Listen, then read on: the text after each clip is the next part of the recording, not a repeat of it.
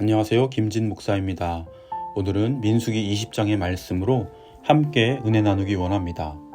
이스라엘 백성은 가데스에 머무는 중에 물이 부족하여 갈증에 시달립니다.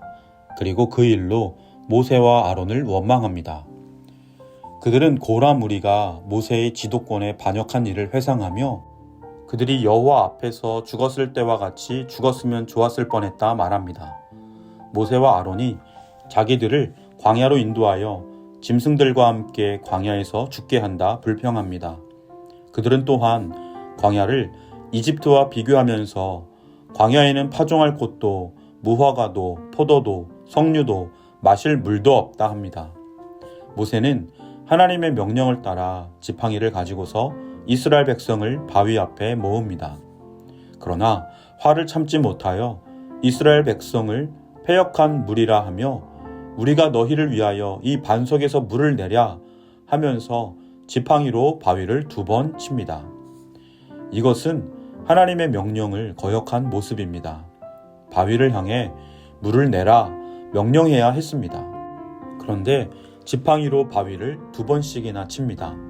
이러한 모습은 모세 자신이 하나님의 뜻을 행하고 순종해야 하는 도구, 사명자임을 망각한 행동입니다. 뿐만 아니라 모세는 이스라엘 백성을 향하여 화를 내므로써 이스라엘 백성의 불평에 대해 아무런 말씀도 하지 않으시고 단지 그들의 갈증을 해결할 것을 명하신 하나님의 근본 의도를 넘어서는 행동을 하고 말았습니다. 이러한 이유로 하나님께서는 모세와 아론을 책망하십니다. 그들이 하나님의 명령에 불순종함으로써 이스라엘 자손의 목전에서 하나님의 거룩하심을 나타내지 아니한 까닭에 이스라엘 백성을 약속의 땅으로 인도하여 드리지 못할 것이라고 말씀합니다. 이것은 모세와 아론 역시 출애굽 이후에 부정한 세대에 속해 있음을 의미합니다. 이 일을 계기로 아론은 얼마 안 있어 호르산에서 생을 마칩니다. 그리고 모세는 가나안 땅 진입 직전에 여리고 맞은편에 있는 비스가산 꼭대기에서 하나님의 부르심을 입습니다. 사랑하는 성도 여러분, 우리는 하나님의 일을 할 때에 하나님의 뜻이, 하나님의 이름이 온전히 드러나도록 해야 합니다. 그러나 때로는 우리의 마음 상태가 불편하여 하나님의 뜻을 온전히 드러내지 못할 때가 있습니다.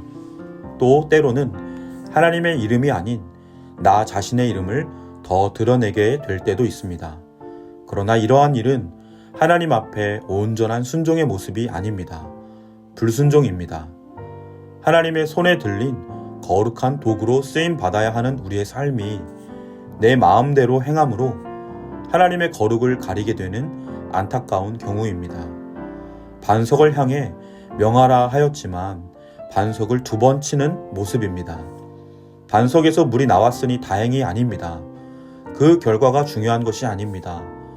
그 결과를 향한 모든 과정까지도 하나님의 하나님 되심을 온전히 드러내야 합니다. 사랑하는 성도 여러분, 우리의 모든 삶이 하나님의 손에 붙들려 복되게 쓰임받기를 축원합니다. 그리고 그 모든 사명의 삶, 모든 과정이 하나님의 하나님 되심을 완전히 드러내는 온전한 순종의 여정 되시기를 축복합니다. 기도드리겠습니다. 참 좋으신 하나님 아버지, 우리를 하나님의 꿈을 이루는 복된 삶, 하나님의 손에 들려 하나님의 뜻을 이루도록 쓰임받는 거룩한 도구로 부르심에 감사합니다. 하나님, 우리의 모든 삶의 순간이 하나님의 영광, 이름, 뜻을 드러내는 온전한 순종의 여정이 되게 하여 주옵소서. 오늘 하루도 일상의 모든 소소한 순간조차도 하나님을 의지하고 하나님의 도우심을 힘입어 행하는 주님과 동행의 기쁨의 날 되게 하여 주옵소서. 감사드리며 예수님의 이름으로 간절히 기도드립니다. 아멘.